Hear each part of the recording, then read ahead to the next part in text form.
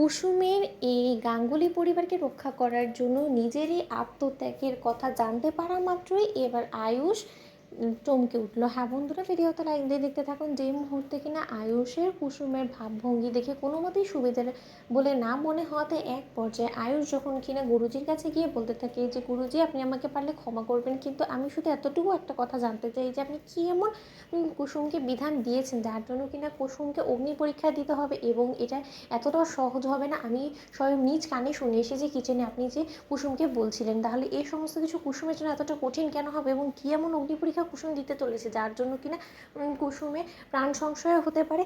কী এমন জিনিস বলেছেন আপনি গুরুজি? আমাদের বাড়ির লোকেদের কাউকে তো আপনি বলেননি, তাহলে এই সমস্ত কিছু শুধুমাত্র কুসুমের জন্যই কেন?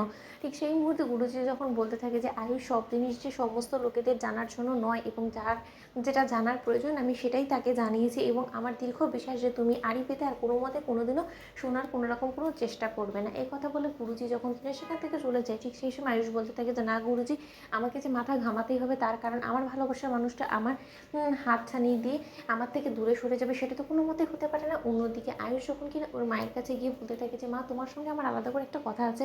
তুমি কি জানো যে গুরুজি কী এমন বিধান দিয়েছে যাতে করে কিনা আমরা সমস্ত লোকেরা এই প্রায়শ্চিত্ত ও না করিয়ে আমরা এই সমস্ত বিপদ আপদ থেকে রক্ষা পেয়ে যাব, কিন্তু তার জন্য কুসুমকে কী করতে হবে এই সম্পর্কে তোমার আদৌ কোনো ধারণা আছে? ঠিক সেই সময় ইন্দ্রাণী গাঙ্গুলি বলতে থাকে যে আয়ুষ, তুমি এই সমস্ত কিছু নিয়ে কেন এতটা মাথা ঘামাচ্ছ? আমি তো সেটাই বুঝতে পারছি না।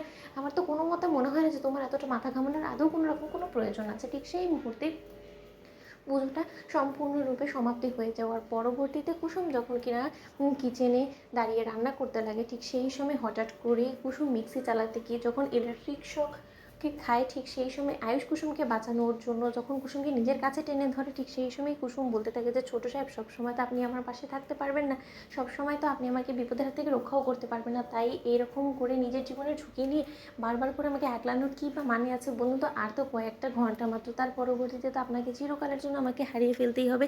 তার জন্য আপনি যত শীঘ্র সম্ভব বাস্তবতাটা মেনে নিন। ঠিক সেই সময় আয়ুষ বলতে থাকে যে কুসুম, তোমার এই মৃত্যুর এতটা কাছে চলে যাওয়ার কথাটা আমি কোনোভাবেই বুঝতে পারছি না, কিন্তু এই মৃত্যু নিয়ে তুমি যে খেলাতে নেমেছো, সেই খেলাটা আসলে ঠিক কতটা গভীরে চলে গিয়েছে সেটা জানতে হলে আমাকে আরও বেশি সজাগ থাকতে হবে। কোনো মতেই এত সহজে তো আমি তোমাকে মৃত্যুর কোলে ঢলে পড়তে দেবো না, এবং গুরুজি তোমাকে কী বিধান দিয়েছে সেই সমস্তটা আমি জেনেই ছাড়বো, কারণ আমার দীর্ঘ বিশ্বাস, আমার মন বলছে যে কিছু একটা বড় সড়ো তুমি ঝুঁকি মোড় নিয়েছো আমাদের গাঙ্গুলি পরিবারকে রক্ষা করার জন্য, যেটা হয়তো এখনও পর্যন্ত আমার জানা নেই, এবং আমাদের পরিবারের সমস্ত লোকেদের আড়ালে গুরুজি তোমাকে দিয়ে করানোর চেষ্টা করছে, কিন্তু আমি যদি একবারও জানতে পারি যে তোমার প্রাণের ঝুঁকি আছে, তাহলে আমি সেটা কোনো মতেই হতে দেবো না।